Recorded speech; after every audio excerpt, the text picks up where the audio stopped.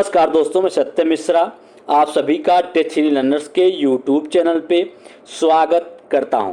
दोस्तों, आज हिंदी का प्रैक्टिस सेट नंबर 5 है, जो कि बीपीएससी एग्जाम के दृष्टि से अति महत्वपूर्ण है। दोस्तों, चाहे आप प्राथमिक का पेपर देने वाले हों या माध्यमिक या उच्च माध्यमिक, सबके लिए महत्वपूर्ण क्लास होने वाली है। चलिए स्टार्ट करते हैं आज की क्लास का पहला प्रश्न। दोस्तों, यहाँ पे आपके सामने स्क्रीन पे पहला प्रश्न दिखाई दे रहा है और ये प्रश्न पूछना क्या चाहता है, चलिए देखते हैं पहले कि निम्नलिखित में से कौन सा विकल्प योजक चिन्ह है। इसमें से आपको बताना है कि किस विकल्प में योजक चिन्ह का सिंबल लगा हुआ या योजक चिन्ह कौन सा है। तो आपको बता दें कि योजक चिन्ह दोस्तों इस तरीके से होता है। और योजक चिन्ह आपको कहाँ कहाँ देखने के लिए मिला होगा, जैसे आपका द्वंद्व समास होता है, द्वंद्व समास, जैसे यहाँ पे लिखा होता है ना राजा रानी, तो यहाँ बीच में आप देखे होंगे कि योजक चिन्ह का प्रयोग हुआ रहता है। इसके अलावा रूपक अलंकार में भी, रूपक अलंकार होता है दोस्तों, वहाँ पे भी रूपक अलंकार, वहाँ पे भी योजक चिन्ह का प्रयोग आपको देखने के लिए मिला होगा। ठीक है, अगर नहीं मिला है तो आगे एग्जाम्पल लेंगे, उसमें आपको अब बता देंगे उस चीज़ को। तो यहाँ पे आपको समझना है कि योजक चिन्ह जो होता है किस तरीके का होता है। तो यहाँ पे आप देख पा रहे होंगे कि राजा रानी के बीच में जो चिन्ह है इस तरीके का, अगर आपको सिंबल कहीं पे दिख जाए तो क्या होता है, योजक चिन्ह होता है। तो यहाँ पे ऑप्शन नंबर फर्स्ट में ही योजक चिन्ह लगा हुआ है। इसके अलावा आपको बता दें दोस्तों, यहाँ पे जो इस टाइप का सिंबल दिया गया है, ऊपर एक बिंदी है, नीचे कामा है, तो ये क्या होता है, अर्ध विराम होता है। इसके अलावा दोनों बिंदी लगी हो तो यहाँ पे क्या होता है, पूर्ण विराम होता है। ठीक है, और ये साइन जो होता है कामा का साइन होता है, कामा लगा होता है। ठीक है, ये आपका पूर्ण विराम होता है, पूर्ण विराम।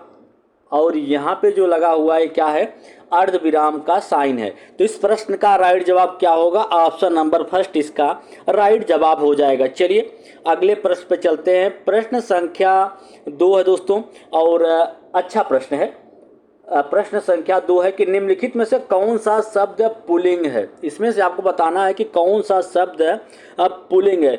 वह संज्ञा शब्द जिससे स्त्री या पुरुष जाति का बोध हो उसे क्या कहते हैं, लिंग कहा जाता है। ठीक है, तो यहाँ पे दोस्तों पुरुष जाति का आपको बताना है कि पुल्लिंग शब्द जिससे पुरुष जाति का बोध हो उसे क्या कहेंगे, पुल्लिंग कहेंगे। ठीक है, तो इसमें कौन सा पुरुष है, बात, रात, आय, व्यय। तो दोस्तों इसमें से पुल्लिंग शब्द कौन सा है, व्यय जो है क्या है, आपका पुल्लिंग शब्द है। इसके अलावा रात, बात या आय जो है सभी क्या है, स्त्रीलिंग है। ठीक है, स्त्रीलिंग, ये सभी स्त्रीलिंग है। चलिए आगे चलते हैं प्रश्न संख्या नेक्स्ट पे। प्रश्न संख्या नेक्स्ट देखिएगा, कह रहा है कि पर्यायवाची शब्दों के संदर्भ में असंगत विकल्प चुनना। इसमें से कौन सा पर्यायवाची शब्द तो लिखा गया है सब ऑप्शन में, लेकिन कौन सा असंगत है, कहने का मतलब है कौन सा सही मेल नहीं है या गलत मेल है। ठीक है, गलत आपको बताना है। तो जैसे जीभ का पर्यायवाची वाचा, रचना, वाणी, बिल्कुल सही है दोस्तों कि जीभ का पर्यायवाची होता है वासा, रचना, वाणी, ये सभी क्या होते हैं, जीभ के पर्यायवाची हैं। इसके अलावा अहंकार का पर्यायवाची दंभ, दर्प, मद, ये सभी क्या हैं, अहंकार के पर्यायवाची होता है। अहंकार का मतलब होता है घमंड होना। ठीक है, घमंड करना या अहंकार आ जाना, ये सारी चीज़ें होती हैं। और इसके अलावा किरण का पर्यायवाची क्या होता है, रश्मि, मयूख या प्रभा, ये भी सही है। तो बचता कौन सा है, ऑप्शन नंबर 4 बच रहा है। यहाँ पे कौआ बचा हुआ है। कौआ का पर्यायवाची क्या होता है, काक होता है, काक, वायस, ये सभी क्या होते हैं, कौए का पर्यायवाची होता है। लेकिन यहाँ पे क्या दे रखा है, प्रियक दे रखा है, मधुदूत दे रखा है, अतिसौरभ। तो ये सभी आपको बता दें कि प्रियक, मधुदूत या अतिसौरभ किसके पर्यायवाची होते हैं, आम के पर्यायवाची होते हैं। ठीक है, किसके होते हैं, आम का पर्यायवाची होता है। चलिए आगे चलते हैं। प्रश्न संख्या नेक्स्ट है, इसमें पूछा क्या जा रहा है कि विलोम शब्द की दृष्टि से अनुचित युग्म पहचानिए। कि विलोम शब्द के दृष्टि से कौन सा युग्म जो है वो सही नहीं है। ठीक है, अनुचित है, अनुचित मतलब कहने का मतलब है उचित नहीं है। तो बद का विलोम क्या होता है, नेक होता है। विलोम का मतलब होता है उल्टा, तो बद का विलोम नेक होता है। और विस्तृत का विलोम क्या होता है, संक्षिप्त होता है। मधुर का विलोम क्या होता है, कटु होता है। जैसे रात का विलोम दिन होता है, ठीक है, अंधकार का विलोम प्रकाश होता है, ठीक, चोर का विलोम होता है, ठीक है दोस्तों। इसी तरीके से आपको बता दें कि दुष्चरित का जो विलोम होता है निश्चरित नहीं होता बल्कि सच्चरित्र होता है। क्या होता है? इसका विलोम सच्चरित्र होता है। तो इस प्रश्न का राइट जवाब क्या हो जाएगा? ऑप्शन नंबर सेकंड इसका राइट जवाब होगा। चलिए अगले प्रश्न पे। सभी प्रश्न दोस्तों आपके एग्जाम के दृष्टि से महत्वपूर्ण है। इसी प्रकार से क्लास से लेने के लिए या इसी प्रकार से प्रैक्टिस सेट पाने के लिए मेरे चैनल से जुड़िए, चैनल को सब्सक्राइब करिए ताकि हर एक वीडियो का लिंक दोस्तों आपको मिलता रहे। तो यहाँ पे आपको बताना है कि अल्पप्राण ध्वनियों का समूह कौन सा है, इसमें से अल्पप्राण ध्वनियों का समूह कौन सा है। तो आप जान लीजिए कि अल्पप्राण होता क्या है। किसी भी वर्ग का जैसे हिंदी भाषा में 5 वर्ग होते हैं, क वर्ग, ख वर्ग, च वर्ग, ट वर्ग, प वर्ग, ठीक है। तो ये सभी क्या होते हैं? वर्ग होते हैं। किसी भी वर्ग का पहला, तीसरा और जो 5वां वर्ड होते हैं क्या होते हैं? अल्पप्राण होते हैं। तो यहाँ पे दोस्तों आपको ज़्यादा कुछ सोचने की जरूरत नहीं। जिस भी ऑप्शन में आपको पहला, तीसरा और 5वां वर्ड दिख जाए, पहला, तीसरा, 5वां वर्ड दिख जाए, वही क्या होता है? आपका अल्पप्राण हो जाएगा। तो पहला, तीसरा और 5वां वर्ड जो होते हैं, पहला, तीसरा और 5वां वर्ड क्या होते हैं? अल्पप्राण होते हैं। तो यहाँ पे आपको क ख ग, तो पहला, दूसरा, तीसरा वर्ड है। त थ द ध न, तो यहाँ पे आपका पहला दूसरा वर्ड एक साथ आ गए, जबकि अल्पप्राण में पहला दूसरा वर्ड एक साथ है, कतई नहीं होगा, ठीक है। ट ठ यहाँ पे भी आ गया, ए आपका गलत हो गया, ए गलत हो गया और ए भी गलत हो गया। तो बचा कौन सा? ऑप्शन नंबर सेकंड बचा, जहाँ पे च, ज और य है। और ये कौन सा वर्ड है? च वर्ग के अंतर्गत ये सभी वर्ड आते हैं, ठीक है। तो इस प्रश्न का राइट जवाब ऑप्शन नंबर सेकंड हो जाएगा। चलिए दोस्तों अगले प्रश्न पे चलते हैं। प्रश्न संख्या नेक्स्ट देखिएगा। किस वाक्य में परिमाणवाचक विशेषण का प्रयोग हुआ है? मैं नीली कमीज नहीं पहनता, इस बार बारिश में बहुत ओले गिरे हैं, खेल का मैदान लंबा है, दिनेश अच्छा गायक है। तो यहाँ पे दोस्तों आपको बताना है कि परिमाणवाचक जिससे मात्रा का बोध हो, ठीक है, कि कितनी मात्रा में कौन सा काम हुआ, वहाँ पे क्या होता है? परिमाणवाचक विशेषण होता है। जैसे विशेषण होता क्या है? विशेषण वे शब्द होते हैं जो कि संज्ञा या सर्वनाम की विशेषता बतलाते हैं। ऐसे शब्द क्या कहलाते हैं? ऐसे शब्द विशेषण कहलाते हैं, ठीक है। तो यहाँ पे आपको बताना है कि परिमाणवाचक विशेषण, जहाँ मात्रा की विशेषता बताई जाए वहाँ पे क्या होता है? परिमाणवाचक विशेषण होता है। तो यहाँ पे दोस्तों आप देख सकते हैं कि इस बार बारिश में बहुत ओले पड़े। कितने ओले पड़े ये नहीं बताया जा रहा है, उसमें बताया जा रहा है कि बहुत ओले पड़े हैं। तो यहाँ पे मात्रा बताई जा रही है, तो यहाँ पे क्या हो जाएगा? परिमाणवाचक विशेषण होगा। तो इस प्रश्न का राइट जवाब ऑप्शन नंबर सेकंड हो गया। तो दोस्तों यहाँ पे लिख दिया था दिनेश अच्छा गायक है। तो यहाँ पे इसे लिखा गया है दिनेश क्या है? एक अच्छा गायक है। इसमें आपको बताना है कि विशेषण कौन सा है। तो विशेषण दोस्तों आप जान लीजिए कि अच्छा क्या है? एक विशेषण है जो कि किसकी विशेषता बता रहा है? विशेषण, ठीक है।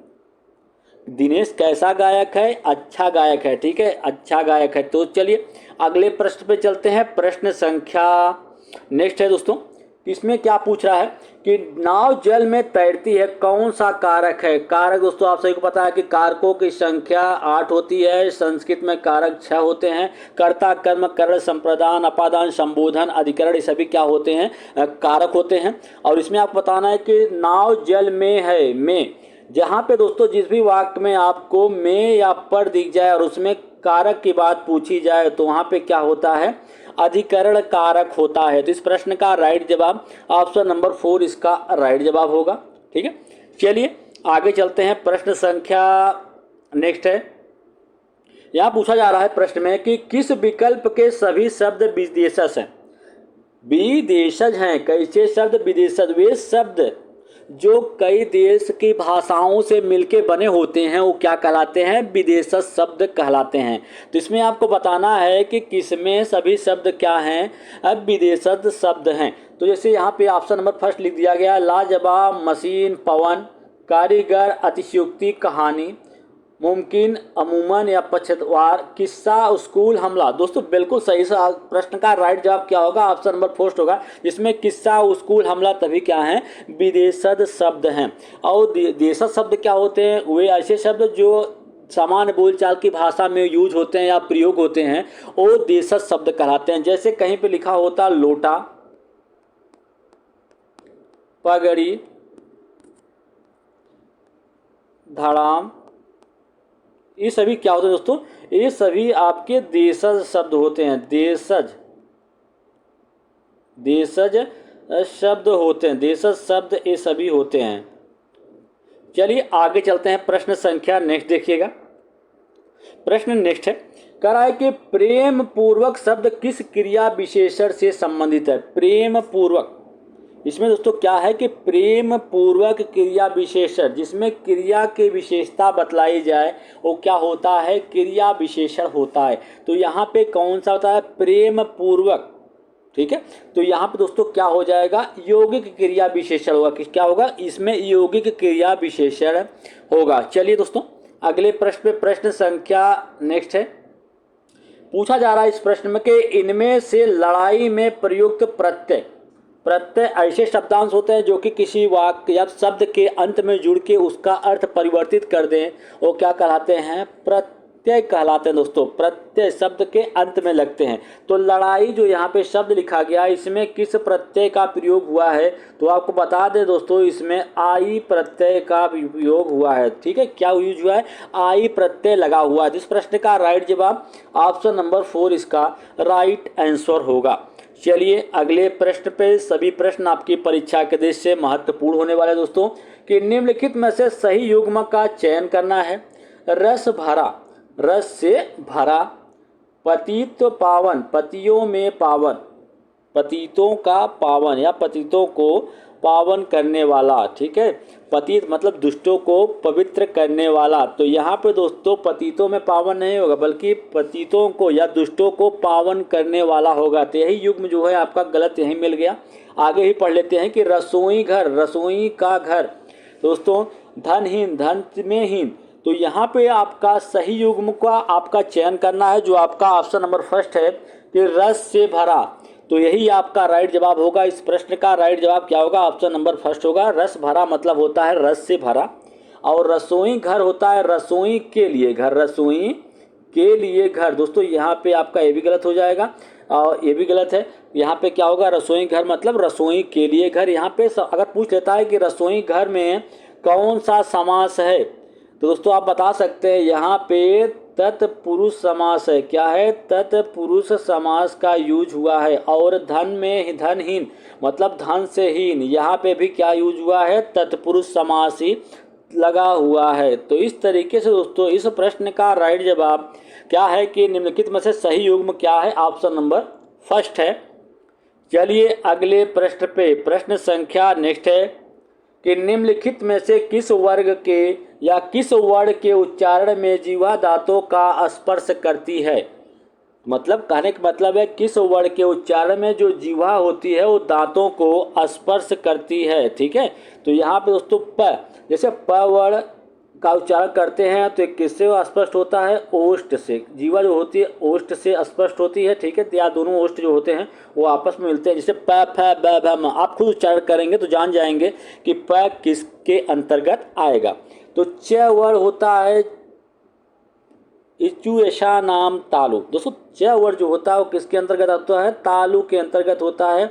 तालु या तालब जिसको बोलते हैं। ठीक है, इसके अलावा त वर्ण जो आपका त वर्ण होता है किसके अंतर्गत आता है, दंत वर्ण के अंतर्गत आता है। दंत वर्ण के अंतर्गत आते हैं त थ द ध न, सभी क्या होते हैं, दंत वर्ण होते हैं। और इनको उच्चारण करते समय जो जीवा होती है वो दांतों से स्पर्श होती रहती है। ठीक है, और क वर्ण जो है क्या है, वो कंठ वर्ण के अंतर्गत आते हैं। ठीक है, कंठ वर्ण में आपके क ख ग घ अंग आता है। इसके अलावा आ वर्ण आता है और ह आता है, और विसर्ग जो चिन्ह होता है विसर्ग भी आपका किसके अंतर्गत आते हैं, कंठ वर्ण के अंतर्गत आते हैं। तो इस प्रश्न का जो राइट जवाब होगा ऑप्शन नंबर 3 इसका राइट जवाब होगा। चलिए दोस्तों अगले प्रश्न पे, प्रश्न संख्या नेक्स्ट देखिएगा कि निम्नलिखित में से कंठोस्थ ध्वनियाँ कौन है। ऐसी ध्वनियाँ कंठोस्थ जो भी कंठ से भी अस्कंठ भी हो और क्या हो साथ साथ ओष्ठ भी हो, ऐसी ध्वनियाँ कौन सी होती हैं। तो आप जान लीजिए कि ओ जो आपकी ध्वनियाँ होती है, ओ जो होती है, ओ और औ, ये सभी क्या होती है दोस्तों, कंठोस्थ ध्वनियों के अंतर्गत आती हैं। ठीक है। और कभी पूछ लेता है कंठ तालब्य ध्वनियाँ जो होती है कौन सी होती हैं। ए और ऐ जो होती है क्या होते हैं, कंठ तालब्य ध्वनियों के अंतर्गत इसको काउंट किया जाता है। तो इस प्रश्न का राइट जवाब ऑप्शन नंबर 4 होगा। चलिए दोस्तों आगे चलते हैं। क्वेश्चन नंबर नेक्स्ट देखिएगा कि निम्नलिखित में से कौन सा अंतस्थ व्यंजक है। अंतस्थ व्यंजक के अंतर्गत कौन से वर्ण आते हैं दोस्तों, य व र और ल जो होता है क्या होता है, अंतस्थ वर्ण के अंतर्गत आता है। ठीक है। यहाँ पे य व क्या है, अर्ध स्वर है। य व को अर्ध स्वर के अंतर्गत काउंट किया जाता है। इसके अलावा र है आपका, इसको लुंठित के अंतर्गत काउंट किया जाता है, लुंठित वर्ण बोलते हैं। और ल जो होता है पाश्चविक बोला था, क्या बोलते हैं उसको, पाश्चविक वर्ण बोलते हैं। तो इस प्रश्न का जो राइट जवाब है कौन सा अंतस्थ वर्ण है, तो यह वर्ण जो है क्या है, अंतस्थ वर्ण है। ठीक है। त वर्ण क्या है, दंत वर्ण है। और आपका प वर्ण क्या है, ओष्ठ वर्ण है। और स क्या है, तालव्य या तालु वर्ण है। ठीक है। चलिए आगे चलते हैं प्रश्न संख्या नेक्स्ट पे दोस्तों। सभी प्रश्न आपकी परीक्षा के दृष्टि से महत्वपूर्ण है। प्रश्न संख्या नेक्स्ट है कि मधुर मधुर मुस्कान मनोहर मनुज वेश का उजियारा, यह किस अलंकार का उचित उदाहरण है। अलंकार, काव्य की शोभा बढ़ाने वाले शब्दों को अलंकार कहते हैं। और अलंकार मुख्यतः दो प्रकार के, आपका शब्दालंकार और अर्थालंकार। जहाँ अर्थ के कारण कोई शब्द में परिवर्तन हो या कोई चीज़ बने वहाँ पे क्या होता है, अर्थालंकार। तो इसमें आपको बताना है कि मधुर मधुर मुस्कान मनोहर मनुज वेश का उजियारा, जहाँ पे एक ही वर्ण की आवृत्ति बार बार हो, वर्ण की आवृत्ति जो है, वर्ण की आवृत्ति बार बार हो, वहाँ पे अनुप्रास अलंकार होता है। क्या होता है, अनुप्रास अलंकार। इस प्रश्न का राइट जवाब ऑप्शन नंबर फर्स्ट होगा। उत्प्रेक्षा अलंकार पहचाने का ट्रिक जान लीजिए दोस्तों। जिस भी वाक्य में आपको मनु मानव जनु जानव जनहु दिख जाए, मनु मानहु जनु जानव जनहु, जनु जानव जानहु दिख जाए तो वहाँ पे क्या होता है, उत्प्रेक्षा अलंकार होता है। उसमें कुछ सोचने की ही बात नहीं होती है। चलिए आगे चलते हैं। प्रश्न संख्या नेक्स्ट है और इस प्रश्न में क्या पूछ रहा है कि हिंदी वर्णमाला में अ और अ वर्ण क्या होता है। तो अ और जो वह वर्ण है दोस्तों, ये क्या होता है, अयोग्य वाह होते हैं। क्या होते हैं, अयोग्य वाह वर्ण के अंतर्गत इसको काउंट किया जाता है या गिना जाता है। ठीक है। स्वर क्या होता है, ऐसे वर्ण जिनका उच्चारण करते समय किसी अन्य वर्ण की सहायता नहीं लेनी पड़ती है, वो क्या कहलाते हैं, स्वर वर्ण कहलाते हैं। और इनकी संख्या कितनी होती है, 11 होती है दोस्तों। इनकी संख्या आप समझ के चलिए कि इनकी संख्या 11 होती है। और व्यंजक जिनका उच्चारण करते समय स्वरों की सहायता लेनी पड़ती है वो क्या कहलाते हैं, आपके व्यंजन वर्ण कहलाते हैं। और इनकी संख्या कितनी होती है, 33 होती है। ठीक है। तो इस प्रश्न का राइट जवाब ऑप्शन नंबर 3 होगा दोस्तों। चलिए अगले प्रश्न पे, प्रश्न संख्या नेक्स्ट है, इसको देखिएगा यहाँ पे कि मनुआ तो दू दिशी फिरे यह तो सुमिरन नाही।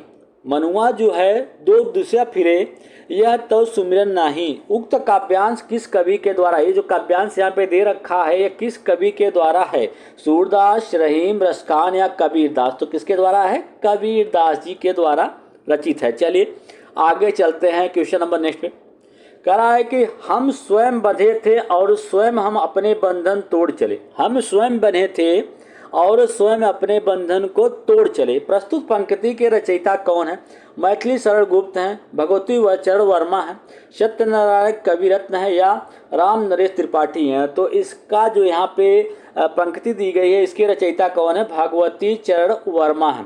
चलिए दोस्तों अगले प्रश्न पे, प्रश्न संख्या नेक्स्ट है, इसको देखिएगा। प्रश्न संख्या नेक्स्ट है कि क्रिया के संबंध में कौन सा युग्म अनुचित है। भिखारी सड़क पर चिल्ला रहे थे, अकर्मक क्रिया है। राधा श्याम को पत्र लिखती है, द्विकर्मक क्रिया है। बगीचे में मोर नाच रहा है, सकर्मक क्रिया है। वह विद्यालय से आकर खाना खाएगा। दोस्तों आपको बता दें कि यहाँ पे देखिए कि किस क्रिया में कौन सा युग्म जो है वो क्या है, अनुचित है। ठीक है, तो यहाँ पे राधा श्याम को क्या कर रही है, पत्र लिख रही है, तो यहाँ पे द्विकर्मक क्रिया बिल्कुल सही। बगीचे में मोर नाच रहा है, तो यहाँ पे क्या है, सकर्मक क्रिया है। वह विद्यालय से आकर खाना खाएगा, पूर्वकालिक क्रिया। जहाँ पे क्रिया समाप्त होने के बाद दूसरी क्रिया स्टार्ट हो या तो वहाँ पे क्या होता है, पहली क्रिया क्या कहलाती है, पूर्वकालिक क्रिया कहलाती है। तो यहाँ ऑप्शन नंबर फर्स्ट जो है वही क्या है, इस प्रश्न का राइट जवाब हो जाएगा। चलिए दोस्तों अगले प्रश्न पे चलते हैं। प्रश्न संख्या नेक्स्ट है कि निम्नलिखित पंक्ति किस रस का उदाहरण है। हाँ प्राण प्यारे, जीवित रहूं किसके सहारे। हाँ प्राण प्यारे, जीवित रहूं किसके सहारे, इसमें कौन सा रस है। तो रस होता क्या है, काव्य की शोभा बढ़ाने वाले शब्दों को रस कहते हैं। और रसों की संख्या टोटल कितनी होती है, 9 होती है। लेकिन भरत मुनि जो थे, ऋषि भरत मुनि के अनुसार अगर माना जाए तो रसों की संख्या कितनी है, 8 रस होते हैं। उन्होंने शांत रस को रस में काउंट नहीं किया है।